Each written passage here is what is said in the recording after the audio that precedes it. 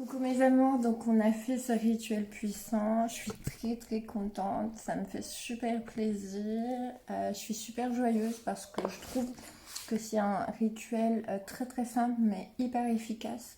J'ai vraiment l'habitude de le faire et je trouve que ça libère et je trouve que ça libère vraiment en fait de tous les schémas, de toutes les croyances limitantes qui nous empêchent de manifester dans la vie et de tous les liens transgénérationnels qu'on a pu avoir. Et je trouve que c'est vraiment bien de pouvoir faire ce rituel. C'est un rituel, vous allez me dire que c'est très simple. Oui, c'est très simple. Et en fait, ce qui est bien, c'est que vous êtes la créatrice ou le créateur de votre réalité. Et c'est à vous de prendre,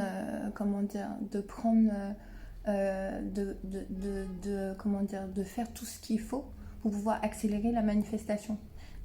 Là, j'ai dit Bouddha, Allah, Ama, mais faites selon vos croyances. Si c'est en vous-même, vous pouvez dire, je le fais selon mon moi supérieur. Selon moi, vous dites votre nom, votre prénom.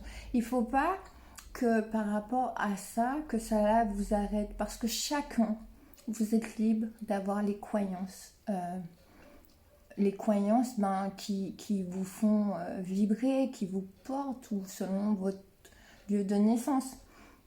Et vous avez le droit de prier qui vous voulez. Personne n'a le droit de vous dire non, il ne faut pas prier ça, il ne faut pas faire ci. Et personne n'a le droit d'émettre un jugement sur ce que vous croyez ou qui vous priez. Et c'est important parce que du coup, on nous maintient toujours dans la division pour dire oui, ce Dieu-là, il est mieux, celui-là. Non, en fait, vous devez faire selon ce qui résonne à l'intérieur de vous.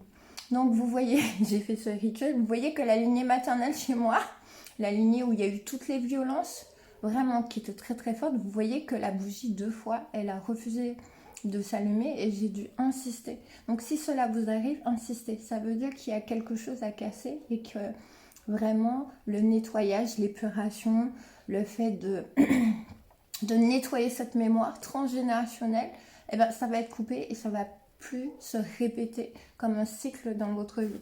Après, quand j'ai fini pour clore mon rituel, je mange des bonbons. Là, c'est des Haribo. D'habitude, c'est les Tagada. Je bois mon verre d'hydromel. Donc, buvez si vous êtes en Martinique du rhum, si vous êtes à Paris de l'hydromel, si vous êtes en Bretagne si vous êtes au Japon du kir, ou du saké plutôt si vous êtes au Japon. Selon votre tradition, à la vôtre et bon rituel. Je vous aime. Prenez soin de vous, prenez soin de vos pensées.